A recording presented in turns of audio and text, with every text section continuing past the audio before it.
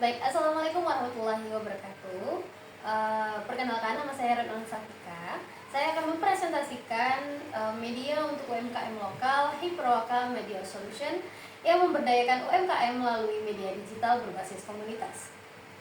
Nah, di kewirausahaan media digital memberdayakan UMKM melalui media digital berbasis komunitas, dengan dosen pengampu Sumayyah M.Ikom.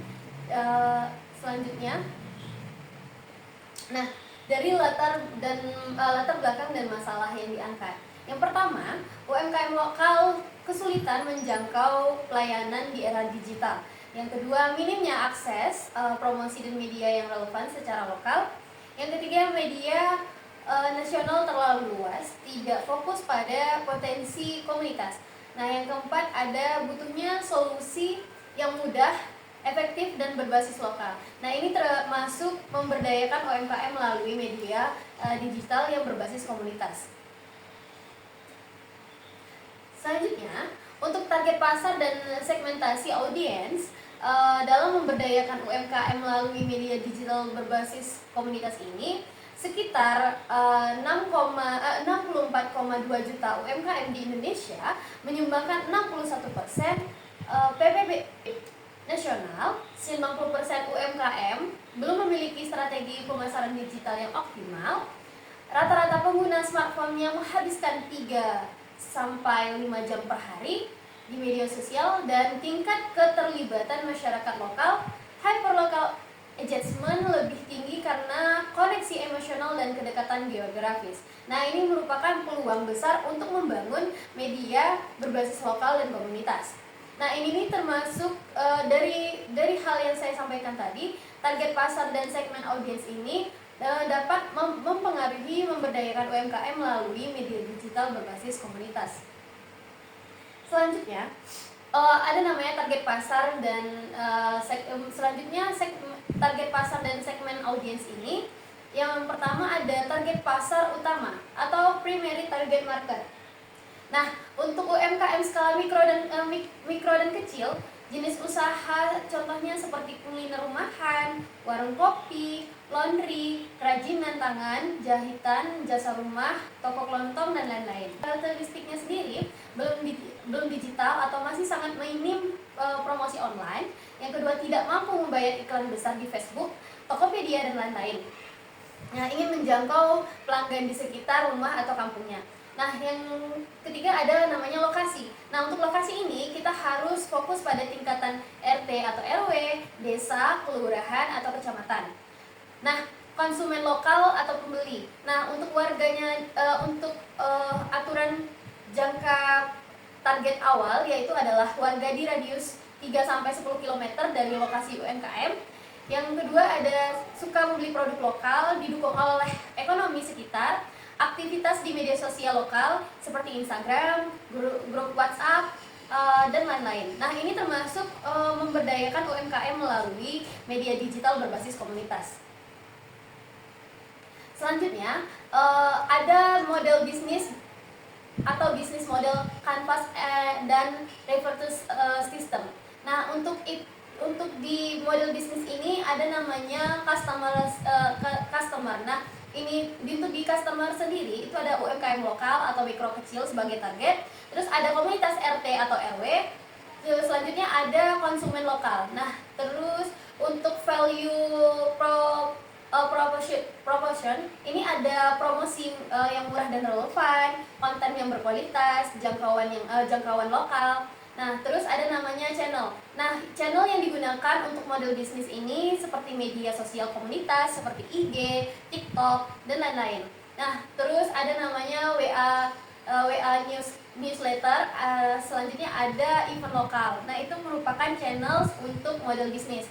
Selanjutnya ada namanya customer relationship. Nah, untuk di model bisnis sendiri, kita membutuhkan customer relationship ini seperti contohnya kayak sistem langganan, komunitas support, edukasi dan pelatihan. Nah, selanjutnya ada namanya refund streamers. Nah, ini nih di model bisnis juga sangat perlu ya, karena di refund streamers ini seperti paket layanan, terus ada namanya jasa konten dan publikasi, dan support dan iklan.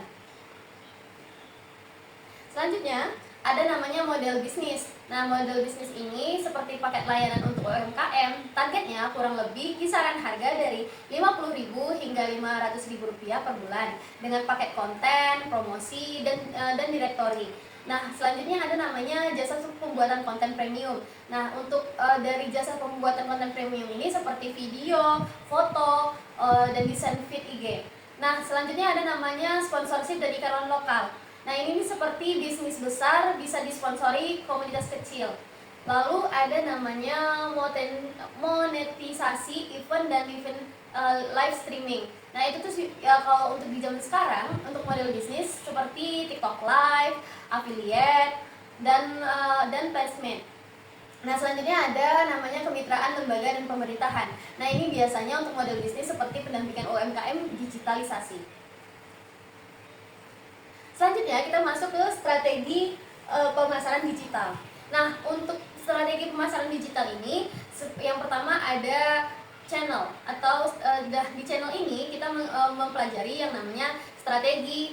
Terus ada namanya media sosial. Media sosial ini seperti konten yang menarik, tag komunitas, video liputan, dan lain-lain.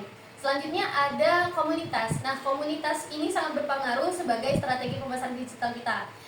Nah, untuk komunitas biasanya itu seperti workshop, digital marketing, pelatihan media, dan sebagainya.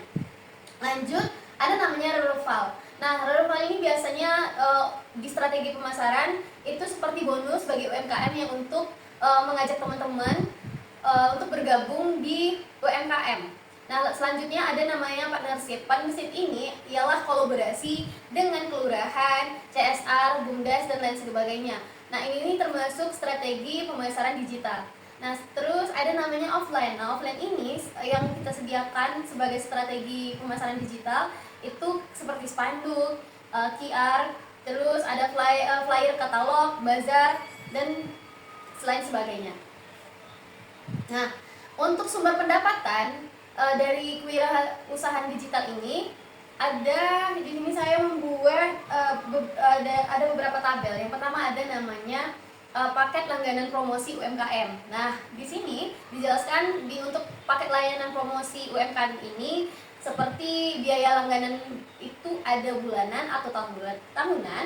Terus untuk promosi di media sosial lokal dan direktori dan lain sebagainya.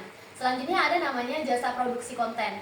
Nah, untuk jasa produksi konten ini sendiri seperti foto produk, video profile, katalog QRIS, postingan sosial media yang terjadwal. Nah, itu tuh termasuk sumber jasa pendapatan untuk konten. Terus selanjutnya yang ketiga ada namanya iklan dan sponsorship lokal. Nah, untuk iklan dan sponsorship lokal sendiri itu berupa brand lokal atau nasional untuk mendapatkan iklan di platform atau memindai event UMKM komunitas. Nah, ini nih termasuk strategi dalam kewirausahaan digital. Nah, selanjutnya kita masuk ke dalam proyeksi keuangan sederhana.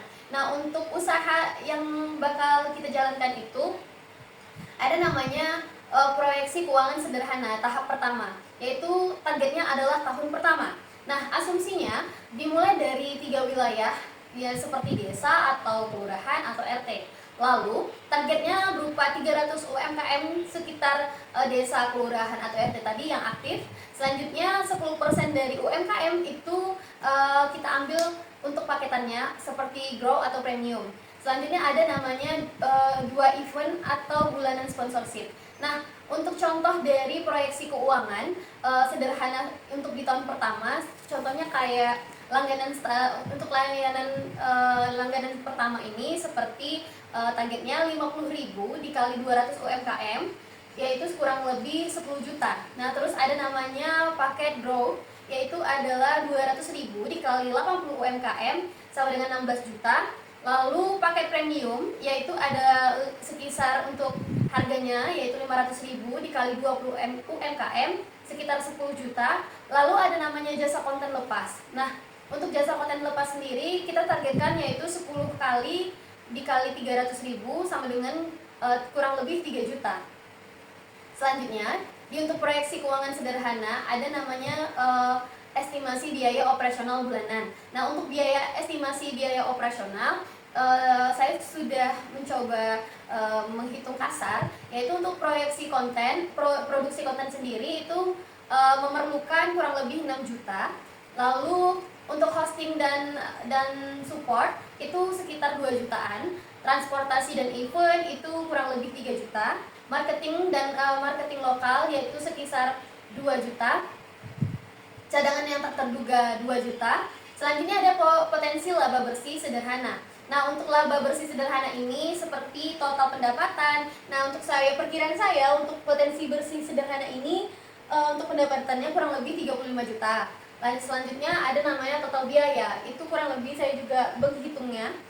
Itu sekitar 30 juta ada laba bersih, 11 juta, dan laba per tahun atau laba kotornya kurang lebih 76 juta.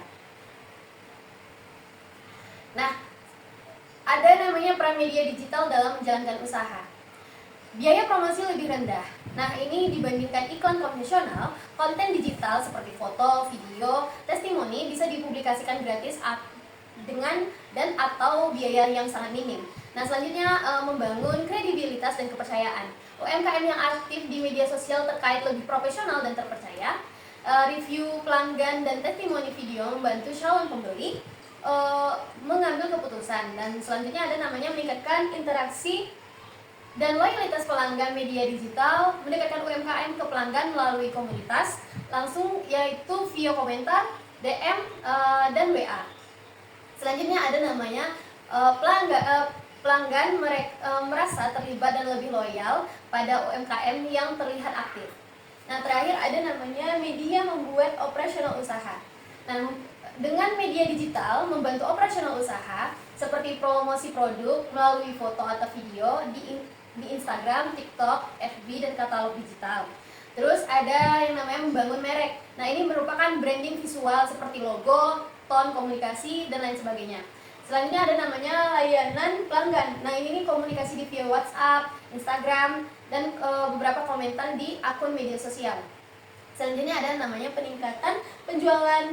Nah, ini nih biasanya kita via konten, yaitu order sekarang atau cek link video. Nah, itu tuh merupakan salah satu cara untuk meningkatkan penjualan.